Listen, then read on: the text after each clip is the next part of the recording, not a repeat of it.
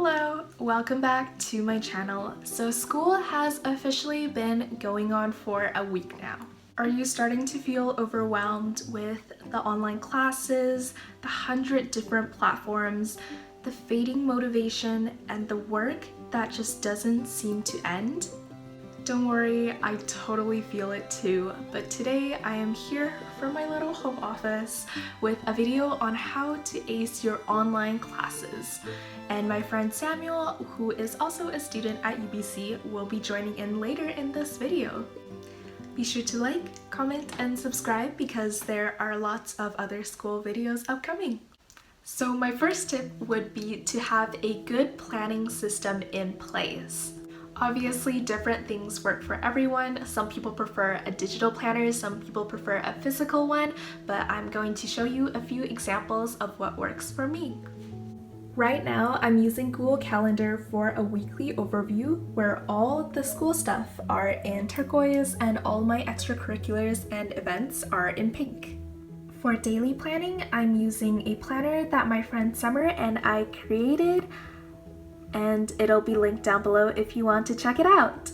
It is a mental health focused planner and it has journal prompts, weekly spreads catered towards certain emotions like gratitude here, and journal pages and so much more.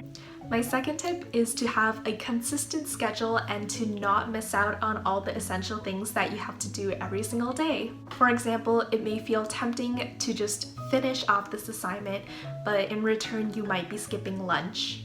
Doing that long term could take such a toll on your health, so every day have a checklist to work out, even if it's a short 15-minute one, to eat your meals, especially lunch, to keep you going through the afternoon, to talk to a friend, and to just keep a water bottle by your desk to get your daily intake of water. And I added talking to someone to that essentials list because right now especially it's so easy to feel lonely and isolated when you're working in the same place every single day. So yeah, be sure to reach out to someone, get your daily dose of human connection, and maintain your friendships. My third tip is to do things early, and also it's okay to split things up. Every Monday or Sunday, take a look at all the things due the next week, all the readings, all the lectures, and split it up into each and every single day so that you're not all cramming it in the end and that you're not overwhelming yourself with a lot of information at once. Always go into your lectures prepared. I have the notes from the readings and the videos, and I also have a tab open for notes just to take during the lecture if I learn something new or if someone brings up a really good point. Especially when it comes to discussions, I like to take the 10 minutes before it starts to plan out some points, plan out some unique ideas to contribute to the conversation so that you're not in the call and scrambling on what to say. My final tip is to have a friend in each class to keep each other accountable and up to speed. Sometimes it can be so scary to text into a group chat of over 100 people, so having that one friend there could really help you through the class. If you're not sure at where to start making friends, don't be shy to just DM someone directly from Zoom. At this time especially, everyone's new and everyone's open to making new friends. Samuel will be taking over the next few tips. Hi everyone, my name is Samuel and I'm a third year UBC student majoring in speech sciences. Personally, I don't mind having online classes as I'm used to studying in my own room, but I do agree that taking online classes is a totally different experience compared to in-person classes. Concentrating and removing distractions. We all have different environments where we study best in. Some of us concentrate better during live in-person lectures. Some of us study better in libraries and cafes, while others, like myself, study better in their own rooms. But now, since we are in the world of online classes, most of us are probably going to be in our own rooms, listening to lectures and doing homework. For some students, this can be considered difficult as there are many new distractions in the way. Distractions in your room can include your comfy bed, your phone, your collectibles such as my K-pop merch, or just cute things like my origami bubble tea that I made just laying around my room. So, before you study or listen to a lecture, Clear a room from distractions. If you're going to work on your bed, make sure you make your bed so you don't fall asleep. Put away, lock your phone, and don't open Facebook or YouTube on your laptop when you're studying.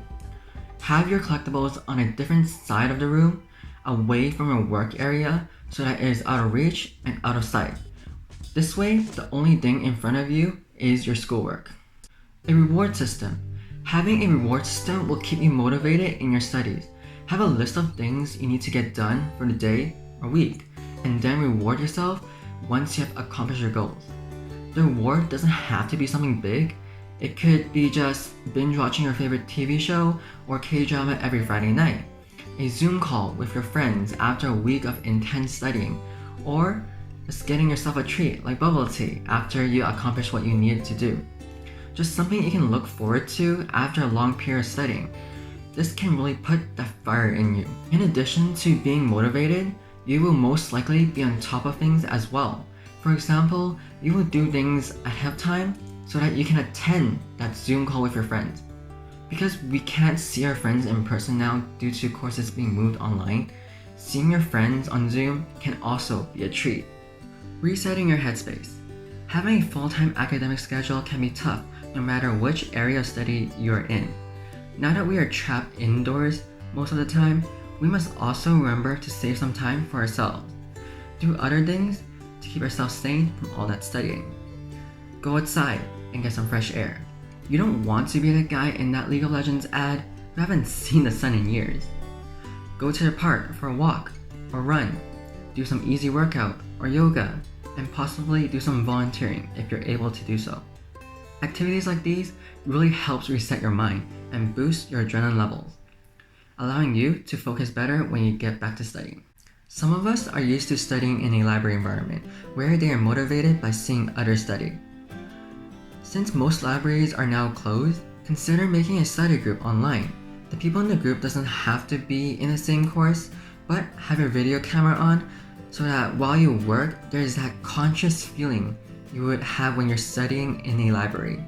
They are studying, so you should be studying too. Ask for help. As mentioned in an earlier tip, you should do your homework and studying early, because if you're ever stuck on some course material, you still have time to ask for help. You can start off by simply asking a friend or an acquaintance in the same course for help. Help each other out, and possibly work on the assignment and study together. If the collaboration isn't going any further because you're both stuck, attend the office hours, and don't hesitate to ask the professors and TAs for help. They are likely to clear up any questions you may have and possibly give you hints on assignments too. They are there to help you learn. I do understand that it might be awkward and intimidating to ask professors or the TAs for help, so maybe go ask with a friend. Hence, you won't be alone when you're asking. And remember, we are all in this together. Thank you so much for watching. I hope this video helped you and gave you some valuable advice to take into your online classes this semester and probably next semester. Be sure to like, comment, and subscribe, and I will see you soon. Bye!